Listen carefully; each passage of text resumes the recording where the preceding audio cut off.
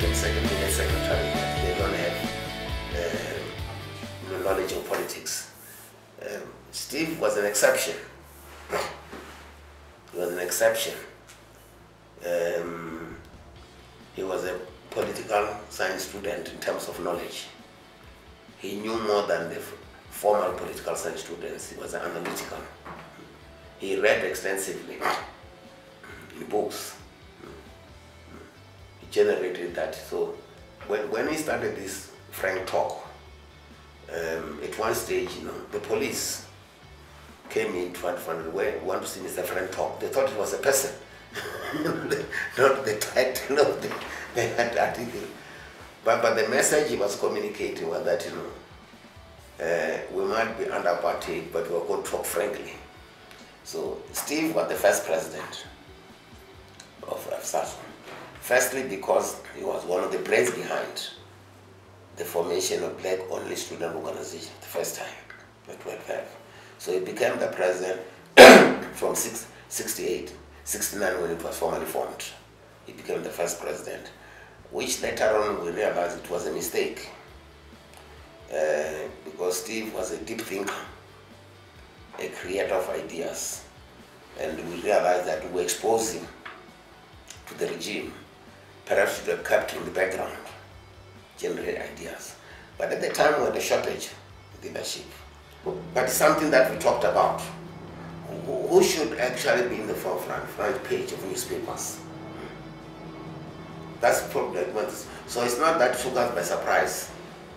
We could not find a replacement for him because Steve, even physically, was a commanding person. Even when I addressed the meetings, you could see people forgot he was a student. I sat with him, the Quest for Humanity. It was here at St. Peter's we invited. That was me and him. I still see him when I was talking there. I was sitting behind him. Steve spoke with authority and conviction of what he's speaking. There were very few people who could contradict him, open the discussion, but he spoke with authority that we have. Steve Biko moved out of SASO officially, but in terms of function, he remained the central part of that organization. Within the SASO leadership, Steve was the most diplomatic, very, very diplomatic. He could talk to anybody. If you wanted somebody to be dealt with, abruptly, we just refer them to extremely moodily. We just tell them that you're talking shit, So, Bijana, very arrogant. I was taken to be somebody, was very angry with that. So we used to have that, depend on that. Steve never showed any emotion, People would go to him, I just found this person, I told him, he said, no, sit down, He was always well collected. He can become angry once in a while, but I never saw him very angry every question. Didn't have him. So we went to Anglo-American with Bichana, and he wanted 3,500. And the first thing that I wanted him, I said, no, but what do we do? Actually, when we sat down, Bichana said, oh, are you the clan called Hero Oppenheimer? It shocked him. Because he just told him that. He said, are you the clan they called Hero Oppenheimer? He didn't know how to dress it. He knew me through my father. So we said, we wanted to give you some money. He said, but why should I give? Because you are taking liberals. I can't give. I said, no, actually we're not begging for money. You're buying your future. You give us the money when we take over, because we never said if. Never.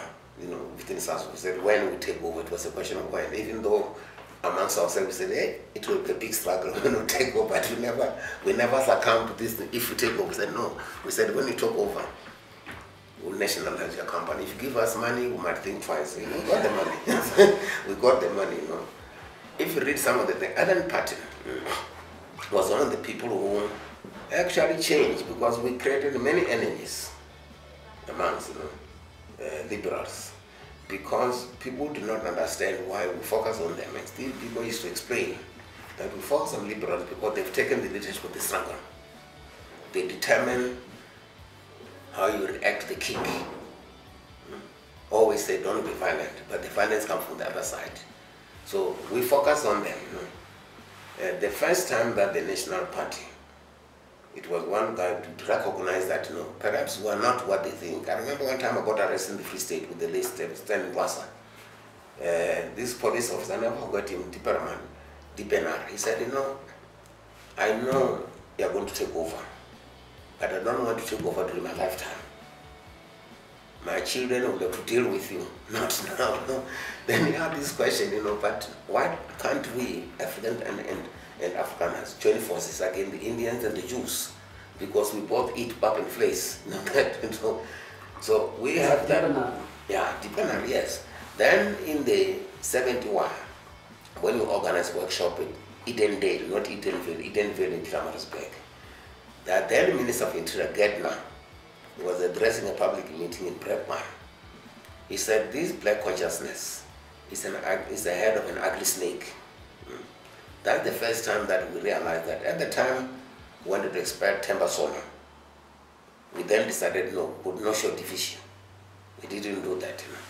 So the National Party, they were not comfortable with us having Indians and colors in. But it was the better of the two evils than joining us users. So at the beginning, the liberal, we attacked them. No, that's why the Donald Woods used to attack us. That we are the children of apartheid, we support apartheid. He was a hero at Fort Hare. Him and one guy from USA, Clive Kier, was weak in that in his roles. They were supported at University of Fort Hare. It became very difficult for us. It gradually would win it, but the Donald Woods became very popular because of his anti-attack on such. So when the story is that he was a friend of Steve Biko, which is part of the problem of white liberals thinking. They define Steve in terms of Donald Woods, instead of Donald Woods in terms of Steve. In the same way that even the current media, they've got their own Mandela and their own ANC.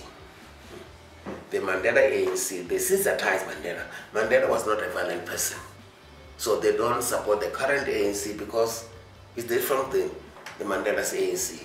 The recreation of a new child. So Steve Biko has been recreated by the media, the liberal media, into a different Steve Biko that I know. An angry young person who fought with the struggle. Never been anti-matriarchalism, but against the imposed matriarchalism that we have. But he is defined in terms of Donald Sumi. He was Donald's friend. When Donald Woods came to exile, I was in Botswana. He came through the British embassy. He told the British High Commissioner in Botswana that he was a friend of mine. So they told him he was coming. I said, oh, can you have another black person? I said, Donald Woods doesn't know me. He read about me. In the same way, because so in the morning they saw this big embassy vehicle to collect me. I arrived there in the place. He couldn't identify me. With that. He knew me by name in the same way that he knew Steve Biko and my name. It was a coincidence that he began knowing that. So the part of the problem that that I have that Steve Biko is written outside the context of a group of angry young people with whom he worked. It's not depicted in that way. As I said, the same thing, Mandela has been extracted out of the ANC. There's sanitizing outside that. They want the Mandela with the guarantee for the minorities. The other division of the ANC, no. And I think that's one of the battle we have about Steve Biko. It's never read properly. It's address written about the point of view of social, his personal life. They define him in terms of Mandela. I won't go into the details, I won't discuss that. But Mandela knows what I know and she knows that we have. I won't go to that one. But Steve Biko was a family person. I lived with him, the three of us, in the same house, because we were not working. Ntiki, Steve's wife, and Dimsa was working in the court hospital. Ntiki was in King Edward Hospital. We live on them. They're the ones with the salary. My brother used to pay me 50 rand every month because we're not working. But that type of Steve Biko in the family is history. Occasionally they talk about, because within that, we had inclinations that we have. People don't even know that when we were individually in this house, we had this contact with Mandela and Robin Island. We had the contact. Tammy was one of the people that we contact with them. So they know. That's the only way that we're able to tell Uputelezi 1971 in Pietermaritzburg that the story he told us was not true. Because I went to Kimberley, I spent 2 days with the list, with Robert Sogobe, gave me all this correspondence that we have. So we had contact with these people because in the Sasso, we had ANC, PAC people who had defended Griffin Klanga. He didn't stay very far from where we live. He defended Afeni free of charge. But the late, Advocate Judge Square, the late Motana, he used to give us his Mercedes Benz. They treated us as a free medical thing that we have. The late Judge Langa, these are the people who defended us with free because we were leading a movement we thought was part of South Africa. Our slogan, which perhaps might differ with the current generation, was that we were black first before we were students. Because we said, our struggle is the struggle of the black people, not of the students. So that is the type of slogan that we have. That's why we emerged into this project that we trade, because we felt that the easy vehicles for politicization. So Steve Biko, the background was actually one of the generators of that.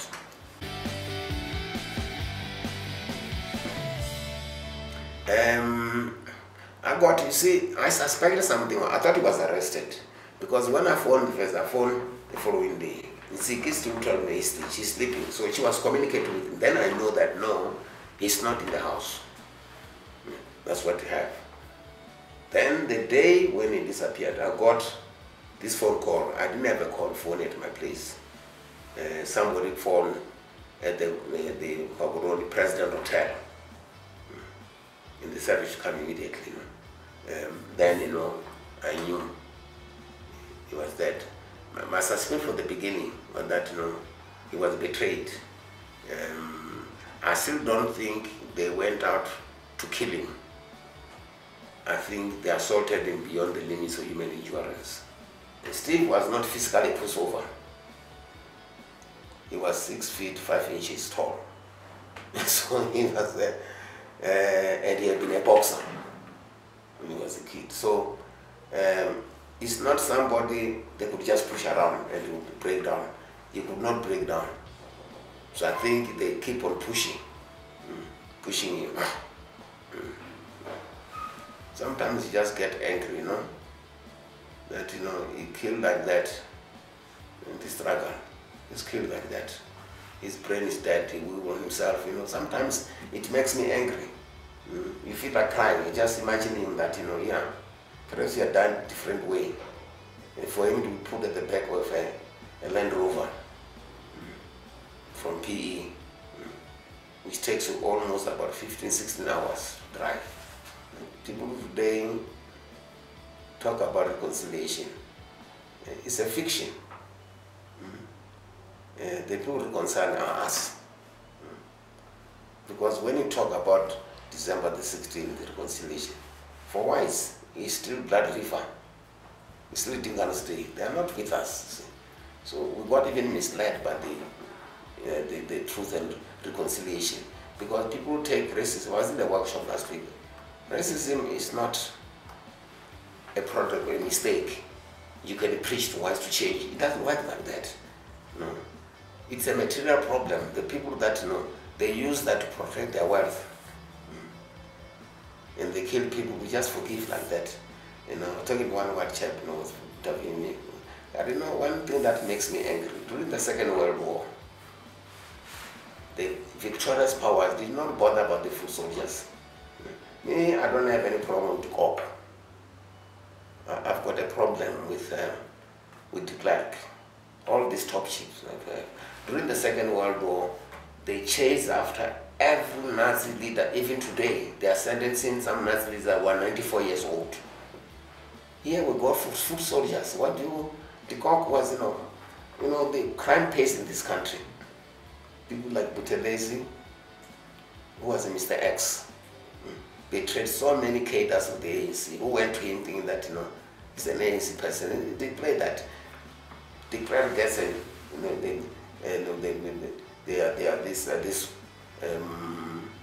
the Nobel Peace Prize. It's given together with Mandela. Develop the role of Mandela. That's what really irritates you. For me, it makes angry is to put de Klerk in the same stable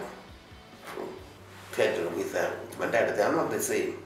De Klerk did not change because of change of heart. The people changed. The Afrikaners were very clever, whites. They changed because the struggle had become too strong internally. For them to win, they would have killed every black person. They were not threatened. If it was an external struggle, armed struggle, they could have gone for another 20 years, 30 years. But internally, they couldn't. It had gone out of hand. You know? And we reward them with victory. For me, that's one of the things that I've got no interest in, truth and reconciliation. If you want to compensate people, compensate every South African. You know, today, our history of racism starts from 1948. You see, but it doesn't start from it started the day colonialists came in this country. The West colonialist was, you know, perhaps Leon Rose in 1989, 94, said, you know, as far as concerned, you know, a Kafir should never earn more than 6 head of cattle, not cultivate more than 2 modern, because they must become available for the work in the mines.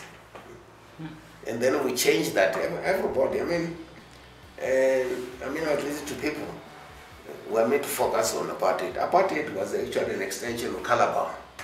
Yeah, that existed there. So even when you read about how black people died, somebody was talking about this, the mending. They were not allowed to carry guns. People don't know that, you know. Black police officers used to carry swords and sticks. They never carried guns within this country, you know. So the type of thing that Steve where Steve was not saying, I don't want materialism. We don't want to go in a prepaid malracialism.